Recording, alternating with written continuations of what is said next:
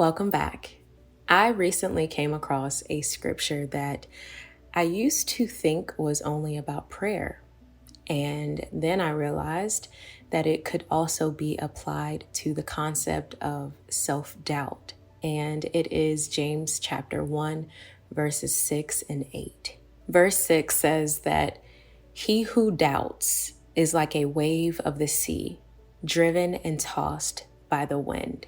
And then verse 8 says, he is a double-minded man, unstable in all of his ways. When we struggle with so much doubt, not believing in who we are and what we can do, our lives are pretty much on a roller coaster. We go up and down a lot. We're not stable. Our minds aren't stable. And this is why it is so important for us to continue to talk about the concept of self-love and strive towards that goal of being fully acceptant of who you are. When you love yourself, you can see better success in your life because there's no roller coaster, right? You fully believe in who you are. Yes, you will have times of self-doubt. You will have times where you question your decisions. But for the most part, you rise to the top because you believe that you can. You believe what you have brings value, and you believe who you are is valuable. So today I wanted to talk to you about what I have been doing and what I've learned that helps to really soften your insecurities. And in return, it will actually glow you up, not from the outside, but from the inside. Starting there, and then you will start to see it happening in your outward circle as well. Number one, create a secure environment that fuels your confidence. One of the definitions for the word secure is to make a door or a container hard to open, to fasten it, to lock it. And so when it comes to self-love, if you think about just the shape of your heart, it has many doors that comes in and out. Things that people say to you, things that happen to you can, flow into your heart, and it can either break your heart or heal your heart.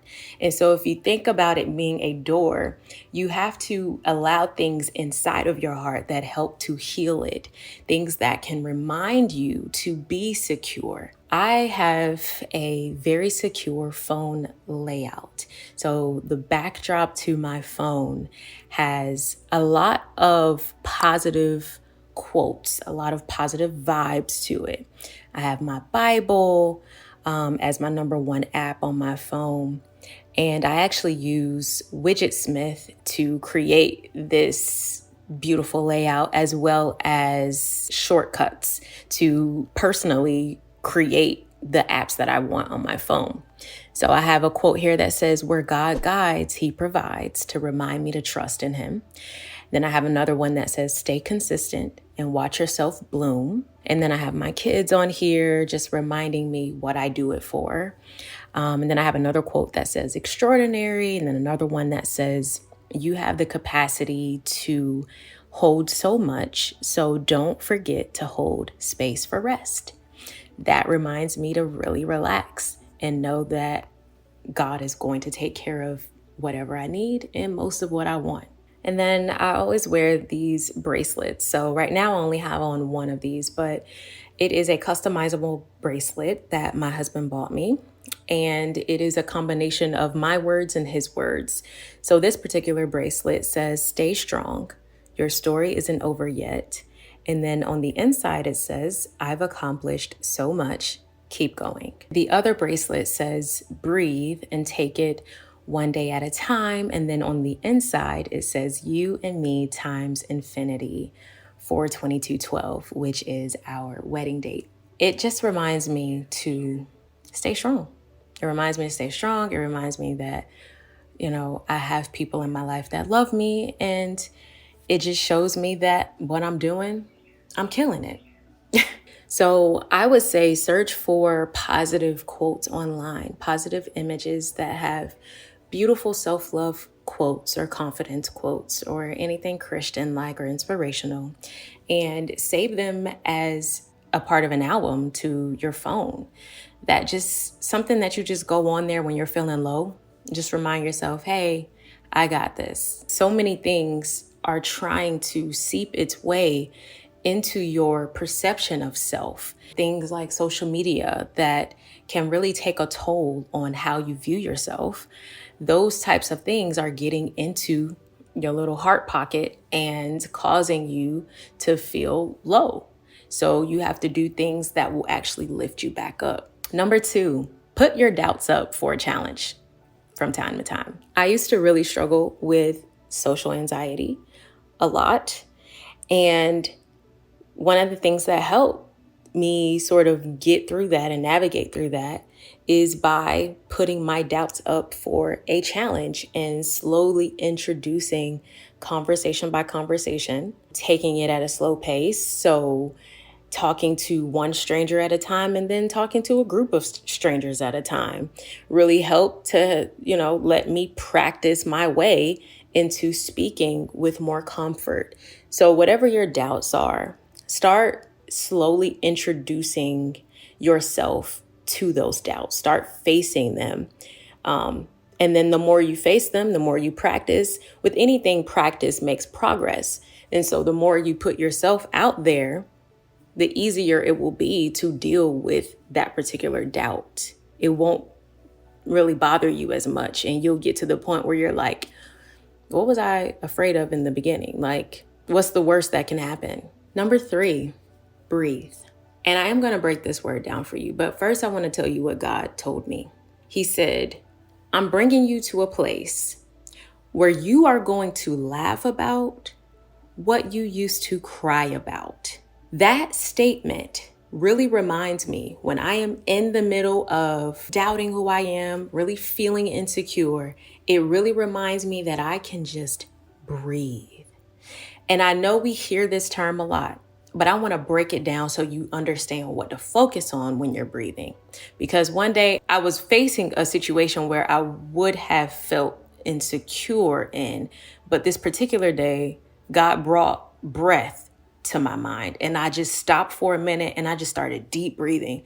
And I was deep breathing to the point where I even got chills because I really felt the power of the Lord working through me, a huge weight coming off of me in that time. And ever since then, I do my best to get myself back in that position of total release. The B in that word stands for blockages. So when you breathe, we are going to exhale those blockages. So that's the B. R, we are going to exhale that rejection that we have felt in our past that creates that insecurity. E, we are going to exhale that envy.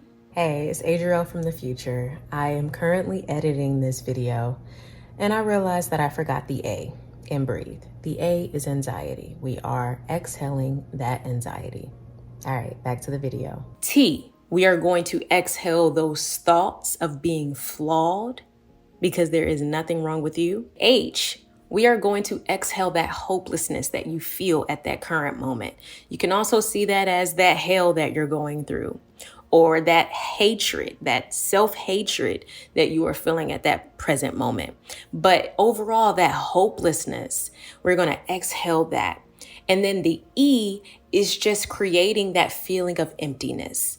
So after we've exhaled all of that, we should come to that place where we feel completely emptied of everything that has been holding us back from moving forward. We are creating that hollowness so that we can just fill ourselves back up with what feels good, that peace, that self-love, that confidence, that self-esteem, and everything in between. And I'm telling you, this works. It works. It works. It works. People always talk about breathing, but I don't think people think about what they need to be breathing out. Number 4, gas yourself up, baby. You have now been given permission to gas yourself up. My toddler, Jace, my baby boy, he likes to say the same sentence over and over and over and over. Yes, my other kids did the same thing, but because he is a baby right now, this is perfect for what we're talking about today. He loves to repeat himself over and over and over and over. And yes, it is a little irritating. It is. But I also realized that it's helping him. It's helping him to really lock those vocabulary words in his brain. The more you repeat something, the more you feel it and the more you believe it. So you have to start gassing yourself up. Learn from toddlers and start learning your self-love words. Start telling yourself, look at me. Look at me changing people's lives. Look at me getting up every day and going to work. Look at me trying to build a business from the ground up. Look at me making friends. Look at me doing this, doing that. Look at yourself. Look at yourself and congratulate yourself because you're doing it. If God created the world with his words, because he could have pointed at everything, but he decided to say, let there be, and then there was. If he created the world with his words and we are made in his image, we also have creative power. That means, as the scripture says, life and death lies in the power of the tongue. So whatever we say out of our mouths will either create a positive, loving environment for ourselves, or it's going to do the complete opposite. So we really do have to learn how to gas ourselves up. And you don't have to believe it at that present moment. But think about this. Everything the Bible says about you, you are royalty, you are a priesthood, you are the chosen generation. Everything the Bible says, it's not saying that to make you feel good. Think about that. When God says something about you, it's not to compliment you. He is literally telling you the truth.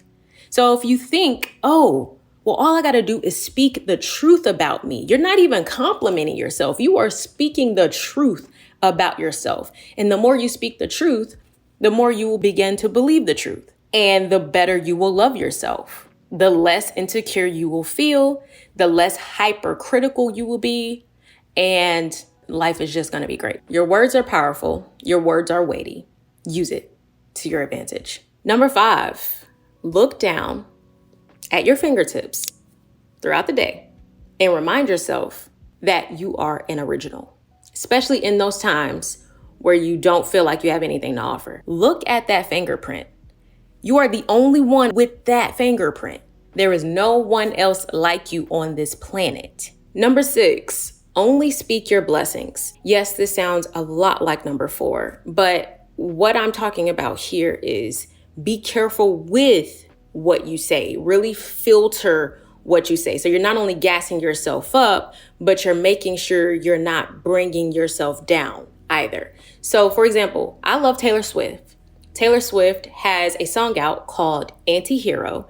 I think the song is immaculate. It is amazing.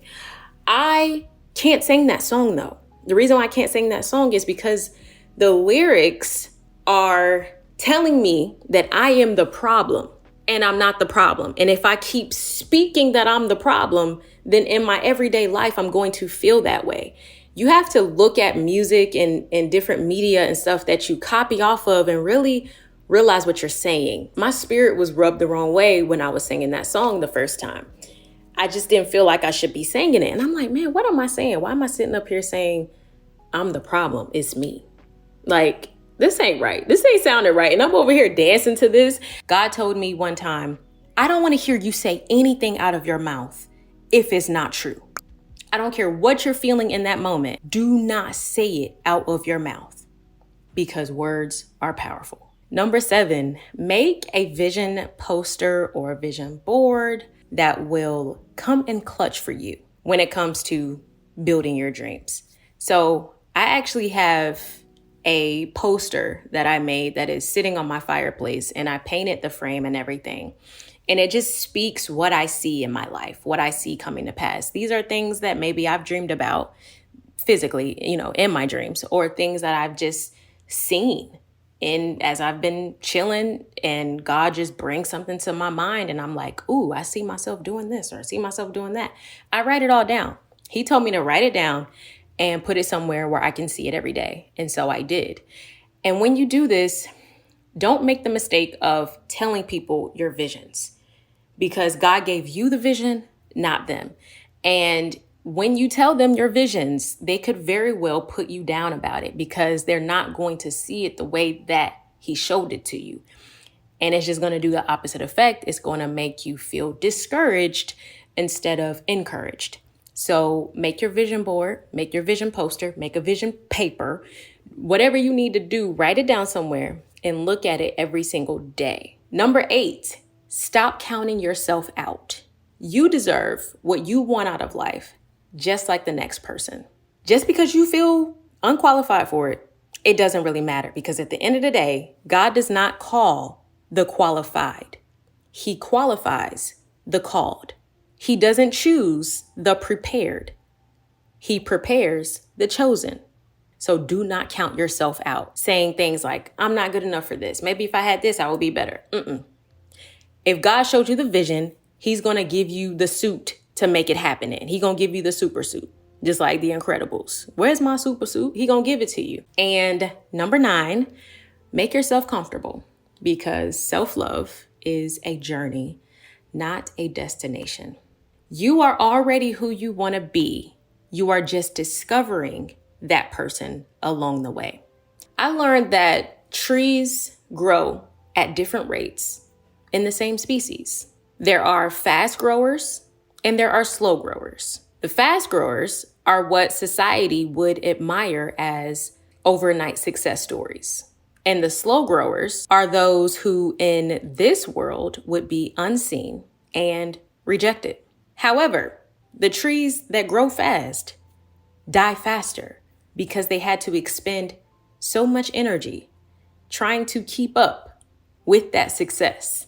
The slow growers lived the longest because they were patient and didn't really have a destination to get to. They knew that they were on a journey. And then here's another fact of trees. They grow the best when they are the most comfortable. Make sure whatever you do, you are the most comfortable in it. You are in the most comfortable process, because that is when you will grow the best. You may grow slowly, but you're going to grow more efficiently. Your success is going to last longer. That self-love is going to be a lifetime reward for you. Understand that you are walking towards something. You're not running towards it. Take your time.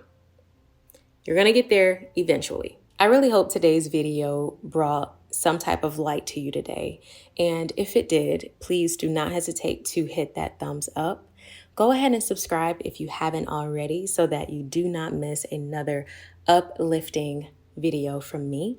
Watch the videos on this screen, because if you like this one today, you will probably like these as well.